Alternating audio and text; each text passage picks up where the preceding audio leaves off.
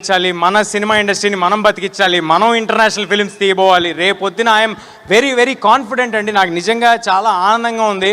రేపు రాబోతున్న సినిమాలు ఓజీ కానీ, కాంతారా 2 కానీ, కల్కి 2 కానీ, SSRMB కానీ, ఈ సినిమాలు అన్నీ వచ్చిన తర్వాత, అల్లు అర్జున్ గారు, అట్లీ గారి సినిమా కానీ, ఈ సినిమాలన్నీ వచ్చిన తర్వాత మనం కూడా ఇంటర్నేషనల్ ఆడియన్స్ దగ్గరికి రీచ్ అవ్వబోతున్నాము.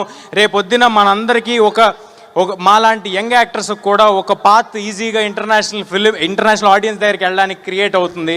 దానికి ముందు మెట్టు మన తెలుగు ఆడియన్స్, మన థియేటర్స్ ఇక్కడి నుంచి బయలుదేరాలి. సో దయచేసి మీరందరూ సినిమాని థియేటర్స్లో మాత్రమే చూడండి.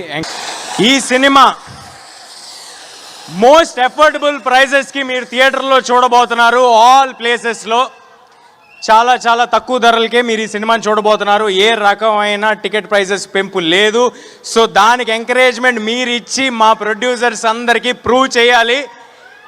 సో ఇది నేను విశ్వ గారిని ఇబ్బంది పెట్టి, మా డిస్ట్రిబ్యూటర్స్ అందరినీ ఇబ్బంది పెట్టి మేము తీసుకున్న కాల్ ఇది.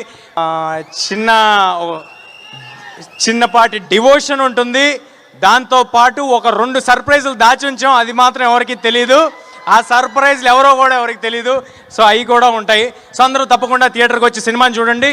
ఆఖరిగా శ్రేయస్ మీడియా వాళ్ళకి thanks lot for arranging everything and being on our side. And ఇందాక ఏవి కూడా చాలా బాగుందండి. థ్యాంక్ యూ సీని గారు, థ్యాంక్ యూ లక్ష్మి గారు, అండ్ సుమ గారు, thank you ma'am, thank you.